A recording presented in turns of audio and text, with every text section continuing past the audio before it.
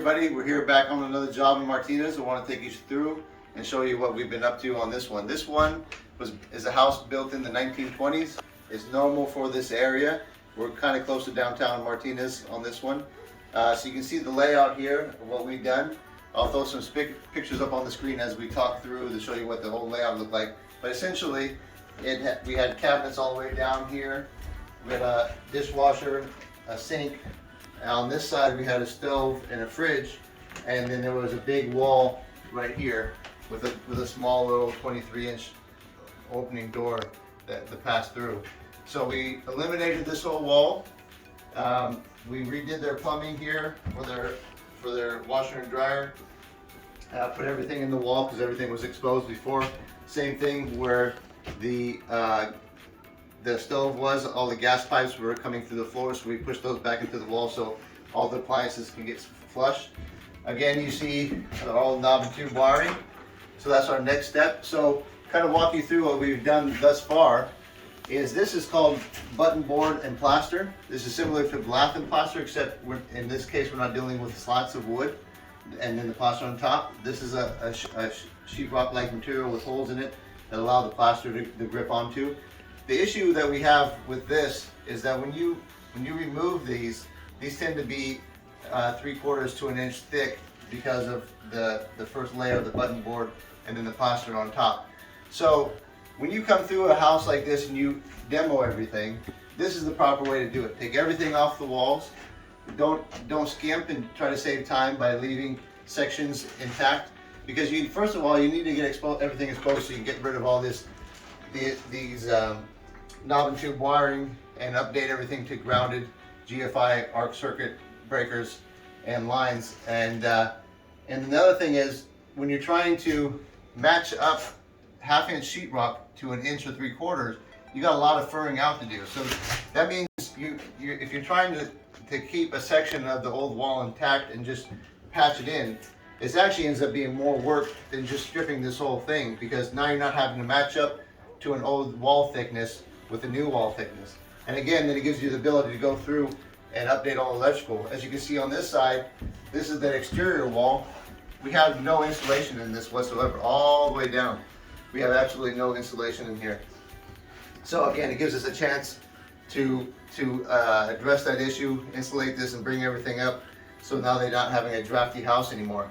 So we're going to start from scratch with all brand new sheetrock on the ceiling. Instead of taking out the lath down and having all the insulation fall on us, what we'll do is we'll just sheathe the whole thing with new sheetrock on top of that, and then we'll cut in our new can lights in place when we get ready for that. Talking about electrical though, here's an example of what you get when you hire a handyman or so-called contractor. This electrical, although it looks from the outstart that it's actually good, it's not, because what they did is you have switches, you have plugs, you even have a GFCI plug here. Well, this isn't a real GFCI plug, because these electrical wires don't ever connect to the breaker with a GFCI circuit breaker. So it's a show. You can see these connect all together and run through all in one line, but they're still connected to the old knob and tube wiring, which has no ground in it. And so without a ground, this GFCI plug doesn't operate like it's supposed to. It's basically useless. So that's one issue that we have with electrical, is that it was done improperly. It's all just spliced together. The second one is this port right here. I'll throw a picture up on the wall as I'm speaking about it, but basically the problem with this was, when they did this, they didn't even open the wall up to do it.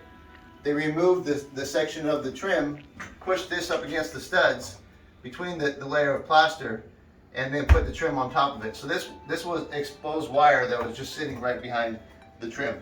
And again, it's all done improperly and not up to code. And you know, somebody paid good money to have somebody come in and update their electrical in their kitchen, and this is what they got. Another thing that they got was this. Here's a piece of siding. So they had this window replaced, and they had some siding rot that was done, and so they hired somebody to come in and replace the siding on the outside of the house. This is how they tied in the siding. They took all the siding off, instead of putting 2x4s in the wall to tie it onto, they just took some old pieces of siding, that the old ones that were broken, put them behind the new siding, and used that as a piece to tie the old and new together. And obviously that's improperly done, and you're putting scrap wood inside a wall to try to hold the pieces together. But the main issue is, you see out here, as the cameraman comes around, this is what happens. Here's your joint, straight down. Now I don't know how much they paid, but they probably paid a couple $1,000s for this work. You can see your joint is all together. This is not how it's supposed to be done. First of all, your joints should be staggered. So you have one joint here, another joint out here, and that repeats. And now what that does is it doesn't give you, it hides the seam. So now if you looked at this whole wall, you can see exactly where everything was cut out, because it's just a big square. And then you have this, this is how they tried to fix it. So because they didn't put 2x4s behind the wall and make this flush, they're left with almost a ½ inch difference between the new siding, the new siding and the old siding, because it's not flush. So then they looked like car bondo, and then tried to level out the difference. So it's just, this is kind of things that irritate me, because it gives everybody a bad name. This kind of work, I mean, there was no reason why it couldn't have been done properly. It just, they did it shoddily work, and somebody paid good money for bad craftsmanship. All right, so a couple other things that we did was, there was a old stack pipe flue here from an old heater that was in the basement. This thing probably weighed about 700 pounds, because it's a galvanized steel aluminum, or galvanized steel exterior with a clay interior. And that thing was just sitting on the floor. Basically, I'll show you a picture. I'll put it on the screen. But when they redid the heater, they just kind of pushed everything in the wall and covered it up. Here was an old tank water heater that we removed, and we put a tankless in out on the back corner of the house. So now we're left with a wide open space, wall removed, all the appliances, tank water heater, old ventilation removed.